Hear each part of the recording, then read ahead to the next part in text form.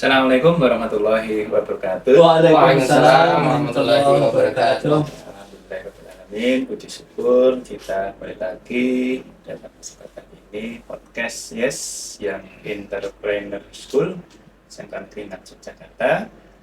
Seperti biasa, saya Pak Noro, ada dua narasumber seperti biasanya, ada Pak Furdan atau Pak Iban, dan kita sudah kedatangan narasumber baru, seorang guru baru ya, kemarin sudah bergabung dengan sekolah kita. Mungkin bisa memberikan sedikit perkenalan Pak Iban. Terima kasih waktunya. Bismillahirrahmanirrahim. Assalamualaikum warahmatullahi wabarakatuh. Waalaikumsalam warahmatullahi wabarakatuh. Sebelumnya perkenalkan, nama saya Muhammad Beben Satria. Ya, jadi di sini saya sebagai guru baru mengampu pelajaran pendidikan agama Islam di SMK N6 Yogyakarta. Menemani Pak Ridwan. Ya, terima kasih. Oke, baik, demikian ya perkenalan kita dengan narasumber baru Pak Beben ini dari bergabung dengan kita Sangkan Keringat Yogyakarta dan bisa membantu memperkuat penekanan pembentukan karakter di Sangkan Keringat Yogyakarta. Baik, kali ini kita akan mengambil tema serba-serbi pelaksanaan ibadah Idul Kurban di Sangkan Keringat Yogyakarta. Nah, baik, kita masuk ke pertanyaan pertama nih. Nanti saya ke Pak Fikran dulu dan nanti mungkin Bapak bisa menambahkan kalau ada yang bisa ditambahkan atau melengkapi dan sebagainya. Baik, Pak Fikran, kira-kira apa ya makna Idul Kurban itu secara etimologis maupun filosofi? Mungkin bisa dijelaskan sedikit, Pak. Dari segi bahasa, kalau kita lihat makna Idul Kurban atau Idul Adha, kalau itu berarti kembali, dalam hal ini kembali menerima nikmat yang banyak. Kalau kita mengacu pada surat Al-Kautsar ya, dikatakan bahwa kita sudah menerima banyak nikmat.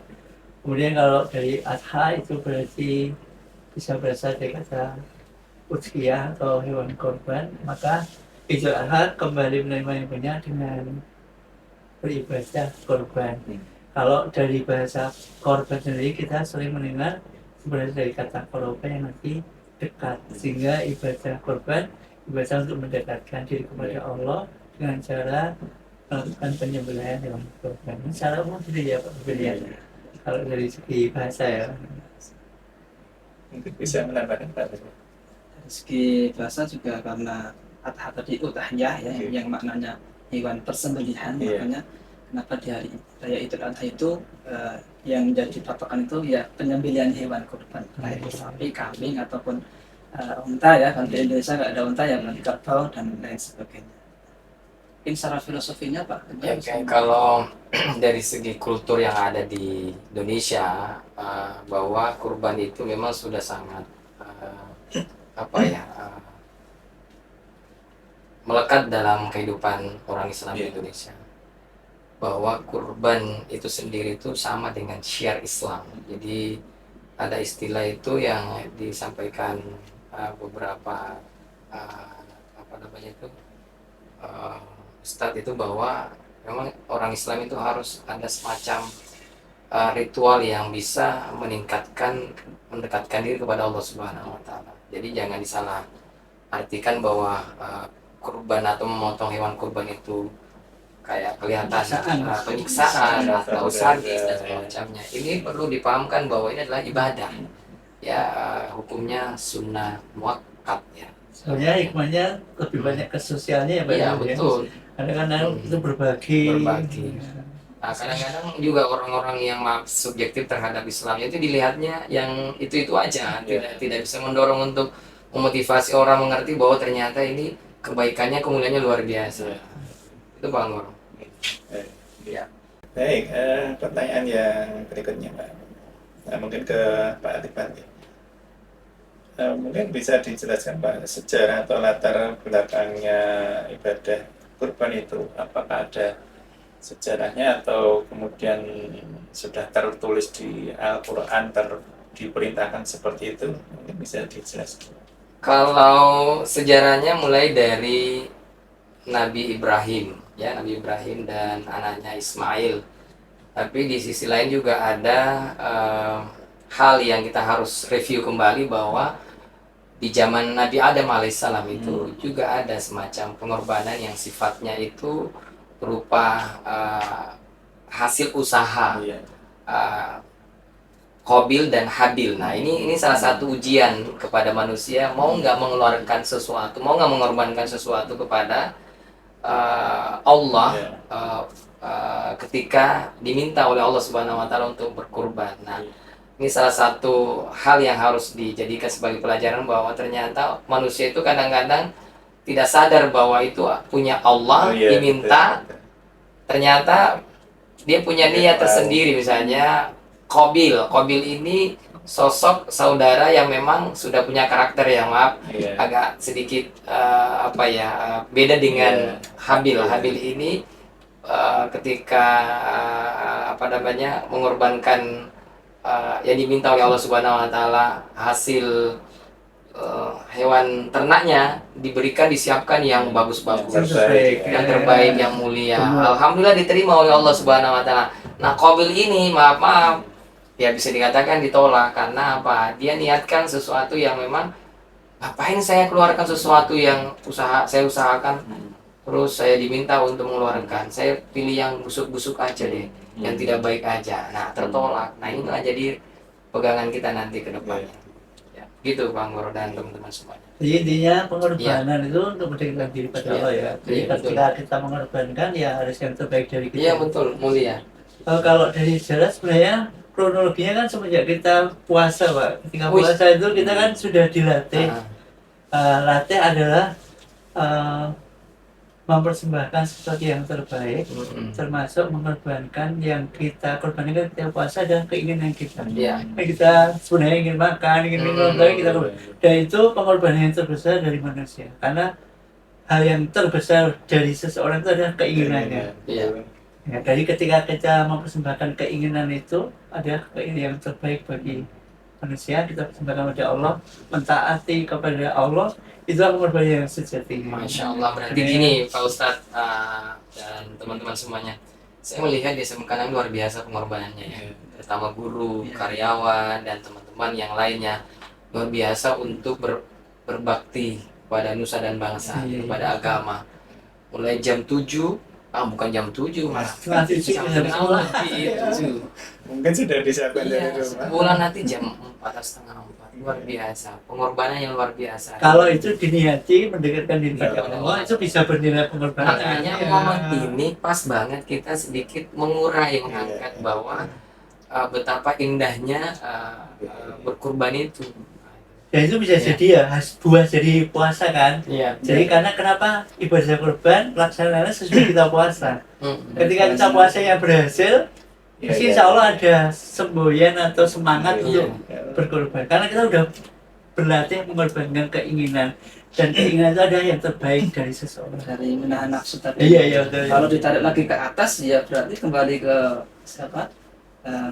Hadisnya kan Nabi itu kan. Ketika pas perang ya, kita telah selesai dari jihad yang kecil ya. Kita sebentar lagi mau memasuki jihad yang besar, melawan hawa nafsu. Jadi memang ketika kita berkorban itu juga melawan hawa nafsu sendiri.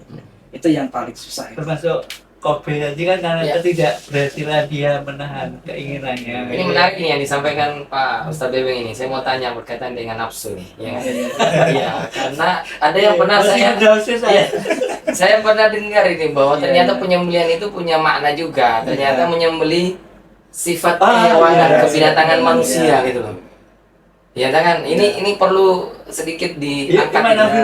Iya, coba diangkat lagi supaya kita itu nanti pada saat di Semenkandang itu benar-benar menyembelih ke sifat kebinatangan manusia ya. Bukan hanya memang sapinya, tapi memang adalah salah satu makna yang harus disampaikan di situ. Oke, bisa dijelaskan Pak ya? Seperti apa ya?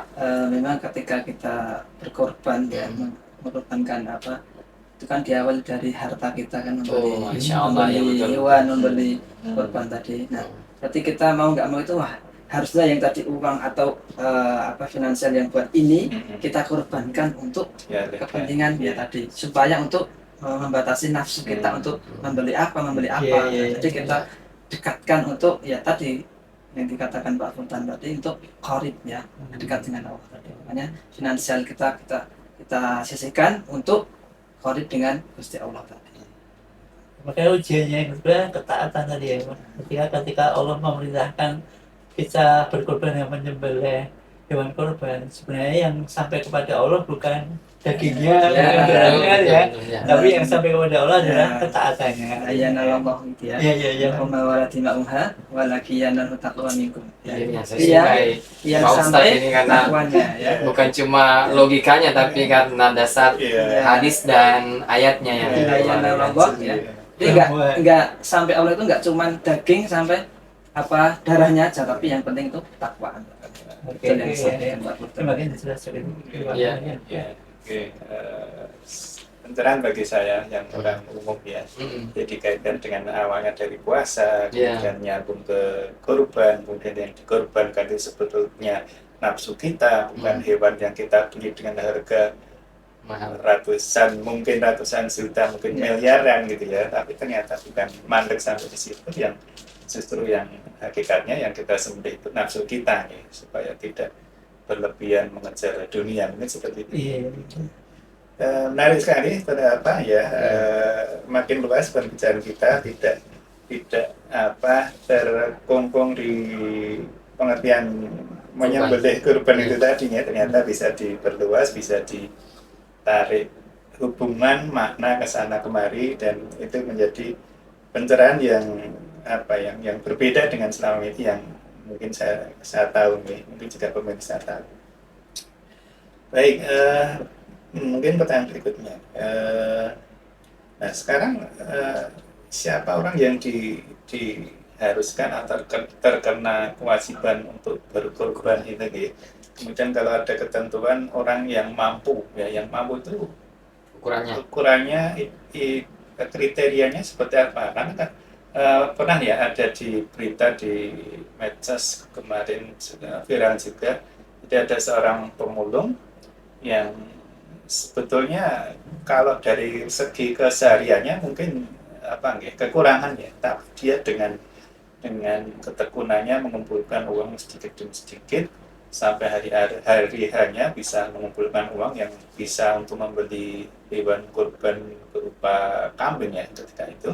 Dan kambing tadi diserahkan ke panitia untuk dikorbankan. Nah itu mungkin batasannya seperti apa? Apakah diperbolehkan orang berkorban dengan tanda kutip ya memaksakan, karena sebetulnya untuk kebutuhan sehari-hari saja mungkin kurang ya. Nah kira-kira seperti apa dari Pak? Kalau secara hukum fikihnya, korban itu adalah sunnah muakkad, sunnah yang diutamakan. Ketika kita berhaji sunnah kan berarti sebenarnya tidak merupakan satu kewajiban, tapi ada beberapa hadis mengatakan bahwa ketika kita mampu maka itu menjadi wajib, karena Rasulullah pernah mengatakan barang siapa yang pada hari itu mampu tapi tidak berkorban, jangan mendekati tempat salat subuh. Saya secara umum punya hadisnya. Itu mungkin secara hukum dasarnya. Berarti kalau misalkan kita ingin berkorban dengan dasar yang tadi ketaatan, ingin berikan diri pada Allah, sebenarnya dengan cara berhutang, dengan cara kalau kita merasa mampu pun tidak apa-apa, karena itu hukumnya memang sunnah ya, tidak satu kewajiban. Karena keinginan kita ingin mendekatkan diri pada Allah, kemudian kita memaksakan diri pun juga tidak apa-apa sebenarnya. Yang penting jangan sampai itu menjadi berlebih-lebihan dalam diri kita. Memang tidak mampu sekalian ya tidak usah, juga tidak apa-apa. Itu ya Pak Bil, mungkin secara umum ya. Memang kalau secara hukum fikih itu kan beberapa imam mazhab kan beda-beda ya. Yang disampaikan Pak Bukan tadi yang berdasarkan Imam Hanafi tadi, yang ketika kalau nggak mampu berkorban, udah mampu berkorban tapi malah nggak berkorban, jangan mendekati tempat kami ya, tempat sholat kami. Nah itu kan dari Imam Hanafi. Dan kalau dari Imam Malik sama Hanbal itu silahkan kalian berhutang aja boleh, bahkan hutang aja boleh untuk berkorban. Tapi kalau yang Imam Syafi'i itu sunnah muakkad sekali, dimana ketika ketika sunnah muakkad itu sangat dianjurkan ya. Meskipun itu dengan hutang ataupun dengan tidak hutang sangat dianjurkan ya. Tadi yang mewakili harus satu keluarga, jadi Jadi paling enggak satu individu atau satu keluarga itu seumur hidupnya ada yang berkorban lah, Minimal satu sekali. kali Iya. dalam seumur hidup itu. Gini, saya mau cerita kaitannya dengan berkorban. Karena saya jujur juga saya masuk kategori orang yang baru-baru ini aja berkorban. Setelah mendengar beberapa podcast yang ada di YouTube itu, ternyata memang ada satu trik-trik untuk bisa berkorban. Jadi kategori mampu dan tidak mampu itu tinggal bagaimana caranya mewujudkan niat itu. Misalnya saya dilatih, bukan dilatih, saya mencoba untuk melatih anak saya. Saya siapkan kaleng itu. Kaleng ada 3 itu. Anak saya kan 3. Kalau anak saya 5 ya 5. Istri saya baru 1, jadi begitu. Jadi kalengnya 5, Iya. Maksudnya nggak usah dibahas dulu. Ini yang dibahas adalah kurban ini. Ini kaleng 1, kaleng 2, kaleng 3. Nah, ini saya suruh berlomba untuk mengisi sepenuhnya dalam jangka setahun, ya enggak? Alhamdulillah ya, namanya juga kita nonton di YouTube itu ternyata semangatnya luar biasa, karena saya motivasi bahwa siapa yang paling besar nanti ini adalah kurbannya yang akan istimewa kan gitu kan. Terus dibuka bareng-bareng, dihitung, Masya Allah. Perkiraan saya itu nggak sampai gitu. Ternyata Masya Allah benar, sampai malah lebih. Anak saya sampai pamer-pamer begini, bangga dengan perolehannya, dipisah-pisah gitu ya. Terus nanti pada saat kita beli kurbannya itu kita lihat dia foto gitu, kemudian minimal dia pasang status lah minimal untuk saat bahwa ini kurban saya. Kemudian pada saat dia mau nyembeli kan ada namanya tuh, ada namanya itu. Nah, saya di situ mewakilkan bahwa namanya bukan 3 namanya di situ, tapi satu aja, ya enggak? Satu dalam artian itu keluarga bersama. Nah, itulah salah satu edukasi yang saya sampaikan kepada anak saya. Alhamdulillah sampai berputar sampai sekarang, alhamdulillah bisa berjalan. Nah, itu juga ada yang motivasinya nih, Iya. katanya ada nanti tanya Pak Ustaz ya. Hadisnya kalau besok di hari kiamat itu seseorang itu akan mengendarai kendaraannya sebagai menuju ke surga tadi ya. Siratul mustaqim mengendarai hewan kurbannya ya. Jadi kalau misalkan satu keluarga satu kambing, kasihan kambingnya ya. Itu kayaknya bisa gantian kalau misalkan punya kemampuan gitu ya. Iya, betul ya. Tapi niatnya satu ini Satu untuk keluarga. keluarga. Mungkin namanya seperti Pak Yu tadi, pertama kasihkan amat anak yang pertama, yang kedua begitu seterusnya sampai suatu ketika semuanya sudah pernah. Iya. Di sisi lain memang edukasi seperti SMK Negeri Yogyakarta hari ini kita menggalang dana, itu salah satu penanaman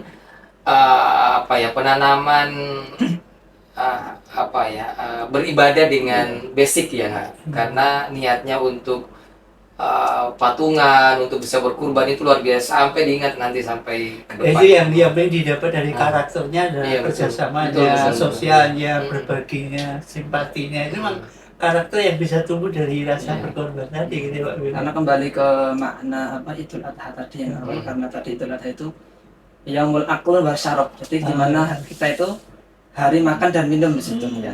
Jadi meskipun nanti ada yang bisa berkorban, ada yang enggak ya, yang enggak korban tadi ya berusaha untuk merayakan Idul Adha tadi ya. Jadi meskipun enggak bisa korban ya, entah nanti bantu di penyembelihannya atau bantu di atau iuran ya. Iuran pun juga termasuk jadi latihan korban juga. Karena ada satu kaidah ma la yudraku kulluh la yutsraku kulluh. Jadi ketika ada sesuatu itu yang tidak bisa dijalankan semuanya, ya jangan ditinggalkan semuanya. Ketika kita nggak bisa untuk berkorban, ya belum mampu berkorban, paling nggak kita ikut berpartisipasi, ya. Berpartisipasi dalam entah iurannya, entah ya intinya dalam hari itu kita senang-senang. Jangan terus pas hari Yaumul Akbar Syarab kita biasa-biasa aja, nggak ada apa-apa gitu loh. Ya cuman menganggur, nonton TV misalkan, nggak ada yang wah gitu loh ya. Makanya harus kita itu nimbrung di situ, karena itu hari besar kita. Jadi kalau kita nggak bisa berkorban ya sebisa mungkin kita berpartisipasi tadi ya. Malah itu rakukulu, layu rakukulu. Oke, baik ya. Mungkin bagi anak-anakku ya yang dengar nanti podcast yang nanti kita sampaikan kita publish nanti mendengar ya, mungkin yang belum sempat atau belum membayar kurban, nah, silahkan, kesempatan yang bagus, masih beberapa hari lagi. Nah, tadi semangat untuk menggembirakan Q itu saja sudah dinilai sebagai sebuah ibadah gitu ya Pak Firman. Nah, mari yang belum silahkan segera bergabung. Baik, selanjutnya nih. Nah, misalnya ada kasus gini Pak, supaya memaksimalkan pahala yang diperoleh, misalnya kalau saya berkurban itu kan otomatis saya yang yang mendapatkan pahala atau yang tercatat kan hanya saya dan keluarga saya. Nah, bolehkah kurban saya itu saya atasnamakan orang tua saya dengan harapan nanti dari orang tua nanti pahala juga akan mengalir ke kita. Nah, logika seperti itu di dalam agama apakah dibenarkan atau seperti apa? Mungkin dari Bapak-Bapak. Jadi ketika terjadi tersebut ada kaidah yang menyebutkan al-aslu al-asya' fil ibah. Jadi asal sesuatu hukum itu semuanya boleh. Illa ayatullah ad-dalil ala tahrim. Jadi ketika ada dalil yang menunjukkan itu haram, nah itu baru nggak boleh. Nah, ada nggak yang menunjukkan bahwa ketika kita menghadiahkan korban itu untuk keluarga itu diharamkan? Nah, ketika itu tidak ada, berarti dibolehkan. Jadi karena asal segala sesuatu itu dibolehkan. Jadi makanya apapun itu dibolehkan sampai ada dalil yang melarangnya. Al-aslu fil asya' al-ibah. Jadi asal dari segala sesuatu itu boleh. Hatta yadullu ad-dalil, sampai ada dalil yang melarangnya ala tahrim. Kalau dalam tradisi di keluarga saya, biasanya kalau saya malah justru pengen mencari pahala yang sebanyak-banyaknya dengan cara gini Pak Rizwan. Nah, jadi uang dari saya, hari ini yang berkorban atas nama istri saya sedekahkan uangnya kepada istri saya. Tapi istri saya, karena dia sudah pernah berkorban, dia korbankan atas nama ibunya. Nah, dia dapat pahala korban dari itu. Sehingga ibunya pun dia berkorban mungkin untuk keluarga mereka semua. Jadi saya dapat pahala sedekah, istri saya dapat pahala korban, ibunya juga dapat pahala, karena sebenarnya sesuatu yang menuju ke wajib adalah wajib, sesuatu yang berarti semuanya menjadi pahala ya Pak ya. Kalau kita berbuat seperti itu ya, jalannya jadi pahala semuanya. Jadi kalau misalkan saya sebagai kepala keluarga benar seperti Pak Ridwan tadi, yang mengumpulkan Pak Ridwan, tapi nanti atas namanya anaknya, itu otomatis Pak Ridwan juga sudah dapat pahala. Itu mungkin gitu ya logikanya gitu. Kalau saya loh ya, dan itu saya laksanakan. Jadi saya kadang berkorban saya gilirkan. Tapi ketika sudah semua ya kita gilirkan untuk bahkan untuk almarhum bapak saya juga saya sampai insya Allah ya. Insya Allah. Ya kembali lagi Pak Anggoro, tadi kan juga Pak Ustadz sudah menyampaikan bahwa Nabi Muhammad SAW itu juga pada saat dia menyembelih kurban, dia menyembelih hewan kurban, dia sudah niatkan jauh-jauh sebelumnya bahwa ini untuk umatku gitu loh. Jadi kan bahkan untuk umatnya. Iya, umatku. Jadi mungkin umat yang belum bisa berkorban sudah ada. Itu maksudnya Bang Guru. Jadi ada pastikan visinya beliau itu kan umatku yang belum berkorban ini atau yang maaf nanti kalau sudah lahir tidak bisa berkorban, ini saya sudah tercover di situ. Tapi itu justru menjadi kesempurnaan syariah Islam. Betul ya. Bahwa agama Islam itu kadang-kadang dipandang berat, setiap hari harus berkorban. Tapi bagi orang yang tidak pernah berkorban, kadang-kadang dengan keringanan ini tadi sudah lumayan banyak sekali ya. Makanya semakin banyak adanya kegiatan seperti ini, adanya di YouTube itu, saya senang banget. Islam itu semakin luas menjadi pandangan orang universal dan segala macam, itu udah sangat luar biasa. Daripada maaf dia yang terlalu eksklusif, yang terlalu menilai sesuatu yang harus ideal sekali baru bisa beribadah. Nah kalau begini kan kita jelas ya bahwa apa yang disampaikan oleh Rasulullah SAW itu juga ada di zaman Nabi, bahwa beliau meniatkan untuk berkurban untuk umatnya. Bagi orang-orang yang tidak suka dalam keislaman, kadang-kadang mengambil dari sisi yang nampaknya berat ya. Sebenarnya kan korban itu juga satu keringanan yang sangat itu kan malah jadi kembali ke apa yang doa yang tidak tertolak tadi ya, anak soleh tadi. Ya selanjutnya ilmu bermanfaat, doa anak soleh ya, sama sedekah jariah tadi. Ketika kita mengorbankan untuk orang tua kita yang sudah meninggal. Ya, jadi itu bentuk ketaatan kita kepada orang tua juga. Jadi termasuk ke alamat anak soleh tadi. Alamat anak soleh tadi. Ya berbakti pada orang tuanya. Selain alamat anak soleh, kita juga dapat sedekah jariah terus turun terus. Oke, jadi ternyata beribadah pun perlu ilmu ya, perlu Iya. ilmu supaya dapat yang maksimal. Jadi juga ternyata ibadah itu juga bisa diestafetkan ya tadi Kalau dengan dunia metode- sekarang MLM ya Pak. LM ya, LM dari agama pun ternyata juga ada.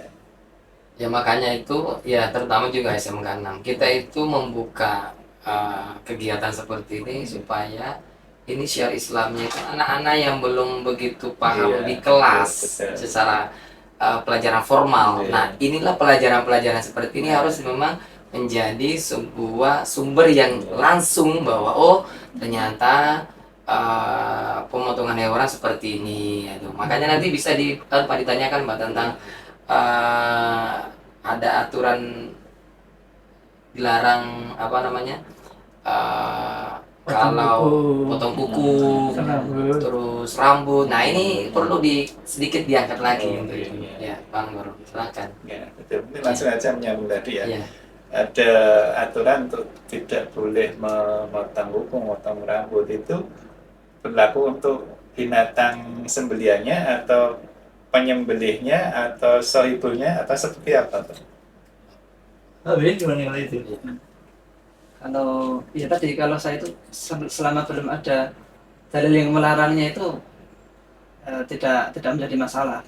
Ada riwayat itu ketika seseorang yang sudah berniat berkorban, maka ketika awal bulan Zulhijjah dia dianjurkan tidak memotong kuku, tidak memotong rambut. Riwayatnya kan ada itu ya. Nah, tadi kan ditanyakan apakah hewannya atau yang soibulnya itu loh. Atau Atau kalau penyembelih. sohibulnya atas nama keluarga, seluruh keluarga tidak boleh. Ah, itu. gitu. Nanti kalau rambutnya pas sakit atau potong kukunya pas lagi ini ya Berarti intinya itu ke suatu kesunahan Iya. yang tidak mengikat ya. Seandainya pun Kondisional. kita berniat misalnya berkorban, kemudian kondisi tertentu misalnya kukunya Panjang. bukan banyak tapi apa itu, Pak? Bermasalah sesetan. Saya harus dipotong kalau dikorban tambah sakit ya tidak apa-apa. Kalau rambutnya kutuan kalau tidak kutuan udah dipotong ya. Ya prinsipnya itu satu anjuran mungkin barangkali ada satu supaya kita itu benar-benar menjaga kebersihan, keikhlasan, tidak ada yang berkurang dari apa yang kita niatkan. Kadang-kadang kan mungkin dari potong kuku nanti berkurang niat kita mungkin gitu ya. Nah, jadi menjaga kebersihan gitu ya. Walaupun kesunahan itu tidak menjadi suatu aturan yang harus dilaksanakan. Namun mungkin bersifat sunnah yang dan sekali yang disampaikan Pak Fordan tadi tentang memang korban itu keikhlasan yang kita lakukan. Ya. Karena ketika kita tadi ya kita tarik story lagi ketika dalam surat As-Saff itu falamma balagha ma'u sa'ya qala ya bunayya inni ara fil manami anni adbauka fandur madza tara. Jadi ketika falamma balagha ma'u sa'ya ketika Ismail itu masih udah beranjak dewasa atau balik itu qala ya bunayya. Jadi Ibrahim itu ayahnya itu wahai anakku ini aro kafil manam. Jadi saya itu melihat dirimu, ya di dalam mimpiku itu saya menyembelihmu. Ya. Nah hebatnya di sini Ibrahim itu dia nggak langsung ketika langsung Menolak. iya kamu harus saya sembelih gitu. Nah tapi pada kalimat berikutnya ada kata-kata fangdur madataro. Jadi selain keikhlasan juga Nabi Ibrahim itu meminta pendapatnya dari anaknya tadi fangdur madataro. Demokrasi. Iya, demokrasi melatih demokrasi. Demokrasi. Kira-kira nek kamu saya sembelih gimana nang ya gitu ya. Gimana lah gitu. Kalau Gimana misalnya pendapatnya? Pak Ustadz, Nah. Pak Bebeng ditanya begitu. Nah, Saya misalnya orang tua, Iya. terus tanggapannya Pak Bebeng gimana Pak Nah. Ustadz? Lari. ya mungkin kalau orang-orang sekarang wah ini orang tua gimana ini Gila gitu ya. ya orang tua gila. Tapi kan kembali lagi tadi Ya. ada Ya terus tadi kan setelah itu Ismail jawabnya gimana? Ya abadi if'al, lakukanlah ya untuk marusata jiduni insyaallah minas sobir. Jadi Sobir. ketika engkau melakukan itu insya Allah saya itu termasuk orang-orang yang sabar. Jadi melatih keikhlasan ya. Ibrahim dilatih keikhlasannya ya, karena wah masa tenan ini suruh nyembelih anak saya sendiri, padahal itu udah sama setan serius kamu mau nyembelih anak kamu sendiri ya, anak darah daging kamu sendiri masa disembelih ya. Tapi dengan etikatnya yang sudah, imannya yang sangat kuat tadi ya, karena udah 3 kali lebih kan ketika bermimpi menyembelih anaknya tadi, dan anaknya pun juga menguatkan, betul apa bapak ya, pun sembelih mawon, kalau insya Allah sabar ngoten. Nek anak sekarang mbok bapak aja yang Nggih. kesuwen gitu ya. Pun insya Allah jenengan ningali kula wong sing sabar ngoten. Jadi kembali lagi, makanya yang kita latih di Idul Adha itu keikhlasan, Keikhlasan berkorban dan kesabaran ikhlasnya ya. tadi, Iya. sabar ya. Iya, iya. Tapi alhamdulillah juga sih ya, nggak sampai dipotong anaknya ya. Iya. Cuma kalau misalnya dipotong, Nah itu masih, tapi sampai udah mau dipotong. iya, maksud saya seandainya sudah benar-benar ternyata dipotong Iya. gitu. Terus kejadian umat manusia ke belakangnya, disebut itu Iya, juga. Iya, sudah kan? gitu. Ya, makanya kembali pada definisi korban tadi, intinya untuk mendirikan diri. Iya, Ketika betul. sudah diuji oleh Allah, Hmm. nanti ketaatan kita ya kan. Diuji, Ketika Allah ya. taat pada dia, kita harus taat pada Allah, ini pasti ya. Setiap ketaatan pasti beribadah pada Dan Allah. itu disuruhnya udah bener-bener disuruh nyembelih beneran itu. Iya. Iya, iya. Karena setelah itu kan minasobirin falama aslama watalahu lil jabin. Jadi ketika setelah itu udah benar-benar dibaringkan itu Ismail itu. Udah benar-benar dibaringkan. Ya. Baru lolos Nah, ujian. udah mau dibaringkan, kemudian ada ayat lagi wana dainahu ya Ibrahim. Nah, dipanggil Ibrahim. Terus akhirnya diganti dengan tadi Bijib ya nanti. itu binatin tadi ya. Dengan Sebenarnya dia kambing yang sangat gemuk, yang sangat sehat tadi ya. akhirnya sampai sekarang ini itulah yang menjadi tonggak sejarah yang dilakukan umat Islam saat ini. Entah- Masya Allah. Entah sekarang itu mau pakai kambing, mau pakai Iya. sapi ya itu. Nah, oke, berkaitan dengan mau pakai kambing, mau pakai domba. Nah, pertanyaan saya di daerah Sulawesi Selatan itu Iya. kan ada kebanyakan peternak kuda, Mm-mm. terus ada kerbau. Nah, kira-kira masuk kategori yang boleh dikorbankan nggak itu, misalnya kuda, ada kerbau dan segala macamnya itu. Kira-kira dalam Kalau secara nasnya itu kan memang kambing. Jadi Oh. memang yang diafdolkan itu ketika korban itu kambing. Semua ulama itu kan sepakat kalau lebih privasi lah, lebih privat kalau kambing lebih itu, utama. lebih utama. Ya. Betul. Kalau misalkan ada hewan selain itu pasti Ismail diganti hewan itu, untuk sapi atau onta. Tapi Allah memilih kambing kan. Nah terlepas itu kan setelah itu juga Nabi Muhammad ada ketika pas berpergian sama sahabatnya itu kan nahrona itu ya, ketika menyembelih itu ada 7 kambing, 7 sapi dan 7 unta juga. Jadi dari itu juga belajar dari Nabi Muhammad bisa menyembelih sapi, bisa menyembelih unta. Iya, karena kan Nabi Muhammad SAW pernah mencontohkan juga bahwa ada kalau nggak salah 100 ekor unta yang disembelih sendiri oleh Rasulullah SAW. Bukan 100 nih, 99 kalau nggak salah. Terus dicukupkan oleh Umar bin Khattab. Kalau yang jadi kunjingan kadang kalau sapi untuk berapa orang gitu ya. Iya. Kalau nanti misalnya kuda mungkin lebih besar, harganya lebih mahal untuk berapa orang gitu ya. Iya. Nah, kalau yang kisah yang paling lucu ya, Iya. ada pernah di suatu desa itu kan ada seorang kiai desa mungkin ya. Dikasihnya, Pak Kiai, ini saya punya satu keluarga mau berkorban 1 ekor lembu besar sekali, tapi ini untuk 8 anggota keluarga, boleh enggak gitu. Jadi jawab, oh sudah boleh kan, sapi hanya untuk 7 orang gitu. Kemudian dia cari kiai yang lain tapi kiai yang lainnya agak pandai gitu ya. Dia bilang gitu, oh boleh, tapi besok kalau di akhirat naik sapi yang besar sekali itu kan kasihan, nanti naiknya susah. Baiknya kasih tangga, beli 1 ekor kambing lagi, nanti untuk tangga naik ke atas itu. Akhirnya dia mau keluarga itu, karena dia mau, dia 1 ekor lembu untuk 8 orang, tapi ditambah 1 kambing untuk pakai. Jadi Itu yang lucu ya. kembali ke kalimat awal tadi kan adha ya, itu kan udhiyah, namanya aja hewan sembelihan. Jadi bisa menyesuaikan dengan daerah masing-masing. Di Kudus saja pakai Kudus atau Jepara ya? Kudus pakai kerbau. Ya. Di Arab pakai unta. Kita kan nggak bisa pakai unta, di sini nggak ada unta. Iya. Ya. Kalau unta untuk berapa orang? Kalau unta ya Kalau Kalau dari misalnya 10 kisahnya ya? 10 ya? kisah Nabi Muhammad itu ada 7. Jadi 7 orang untuk satu unta, 7 sapi satu unta. Ah. 7 orang satu sapi, pokoknya 7 orang 7 Ada beberapa yang mengatakan kalau onta untuk 10 orang. Dari segi nilai nominal. Makanya tadi kalau kuda yang mahal Kuda itu yang- aja berapa? Iya, kuda memang mahal, Pak. Iya, mahal. Harganya bisa sampai 500 juta. Tapi tidak umum ya karena itu. Enggak Iya. umum. Jadi gini, kenapa muncul ada Nah itu gimana itu? alternatif pilihan untuk menggunakan hewan kurban itu sapi, domba, karena kan tergantung juga kebiasaan mengkonsumsi di Iya, situ. betul. Kalau misalnya maaf kebiasaan di sana sapi, berarti kan dia lebih enak kalau makan sapi ya, daripada maaf dipaksakan motong kerbau tapi ada dimakan. tidak ada yang mau Oh, makan itu. Walaupun saya orang kaya nih dari Jogja pulang ke sana, oh saya mau kerbau tapi nggak ada yang makan ya sama aja. Ya prinsipnya harusnya tadi kembali kepada hakikatnya untuk mendekatkan diri pada Allah. Betul. Kemudian kita harus yakin bahwa yang sampai itu bukan Betul. dagingnya, bukan daging apa yang ketaatan kita. Nah, ini kaitannya Pak Ustadz dengan membagikan, ya nggak? Menyedekahkan atau memberikan kepada yang kategorinya yang mana nih yang harus disampaikan? Apakah khusus orang miskin saja atau yang tidak mampu atau dibagi kepada orang kaya pun? Iya. Ya, seperti Pak BW tadi bahwa itu ada hari makan dan minum, maka sebanyak-banyaknya mendapat manfaat. Bahkan kalau ada non muslim pun, Oh bisa, non muslim di kalau di kampung saya kita bagi semua, Oh. tidak membedakan ini muslim, ini tidak muslim, tidak kaya. Masya Karena Allah. semoga menjadi syiar sebagaimana tadi Pak Iya. Yudhya.